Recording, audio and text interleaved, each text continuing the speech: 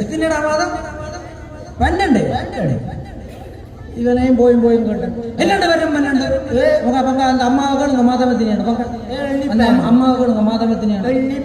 എന്നണ്ട് വരും 12 വരും 12 എന്നണ്ട് വരും 12 எண்ணி பாப்பம் എന്നണ്ട് தை மாசி பங்குனி சித்திர வைகாசி ஆனி ஆடி ஆவணி புரட்டாதி அற்பேசி கார்த்திகை மார்கழி தை 13